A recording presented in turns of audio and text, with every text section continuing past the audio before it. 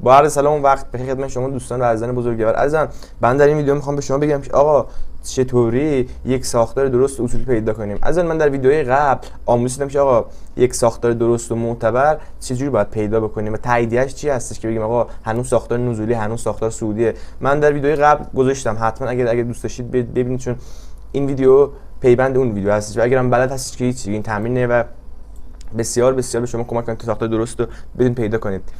با هم بریم ببینیم تمرین، با هم بریم ببینیم. خب عزیزان ما گفتیم که یک ساختار درست می‌خوایم پیدا کنیم.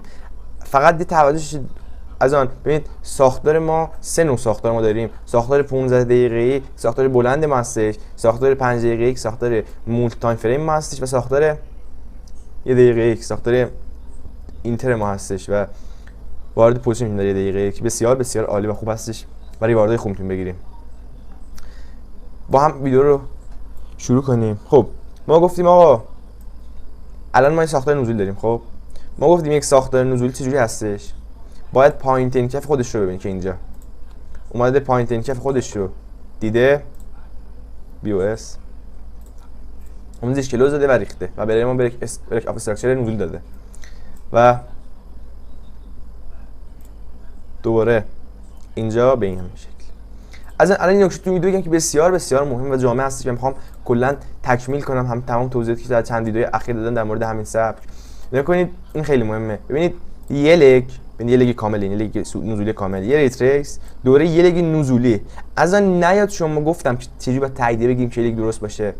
اومده پایین اما این کندل سبز نتونسته زیر این کندل ببینه، نتونسته بالا این کندل ببینه. پس در نتیجه ما این رو یک ریتریس، یک استراحت، یک اصلاح در نظر نمیگیریم. این کلا یک لگ کامل هستش. این کلا یک لگ کامل هستش. خیلی توجه کنید، این یک لگ کامل هستش. ریخته دوره یک اصلاح.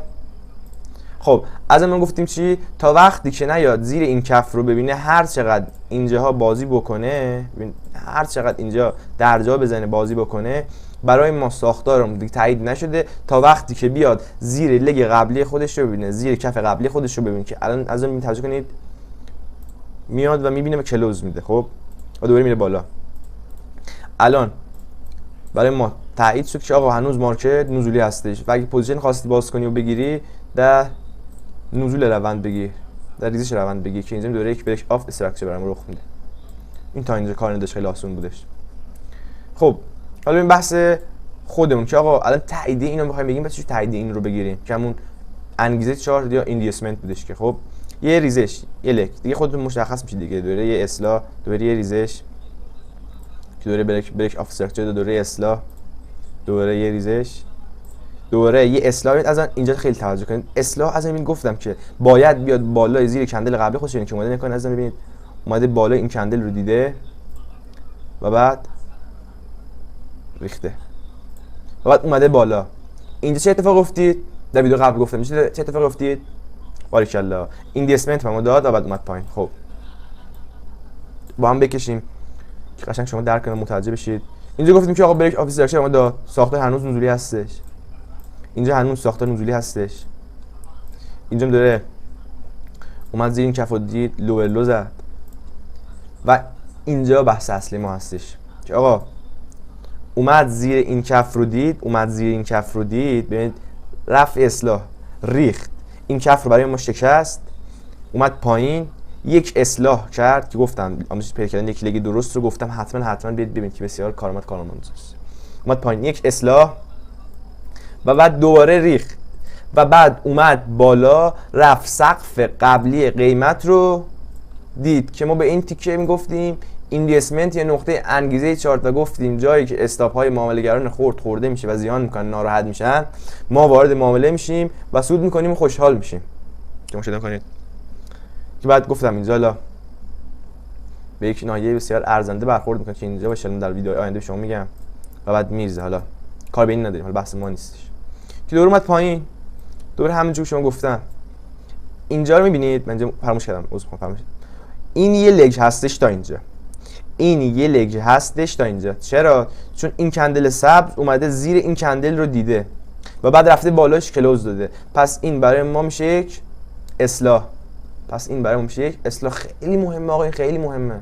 حتما برید ببینید. چون شما اسمارت مانی RTM هر سبکی کار میکنید، کلاسیک، هر سبک لنس بگز، پرایس اکشن، هر سبک کار میکنید، این خیلی مهمه. شما دید یک لگ درست و اصولی رو پیدا میکنید که لگ شما بتونید درست پیدا کنید، ساختار بازی بتونید درست پیدا بکنید و در جهت اون ساختار پوزیشن بگیرید که بسیار در وین ریت معاملات شما بسیار تاثیر داره.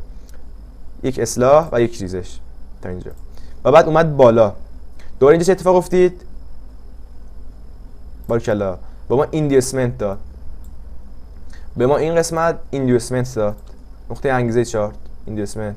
این نکته بگم، هر وقت کندل خواستیم ببینیم ایندیوسمنت ما تایید شده هست یا نه، ساختمون تایید شده است، با شادو بیاد ببینه بالای ایندیوسمنت رو، با کندل بیاد ببینه، با هر طور شکلی که بیاد بالای ایندیوسمنت ما رو ببینه، ایندیوسمنت ما تایید شده و میتونیم بگیم ساختار ما معتبر هستش.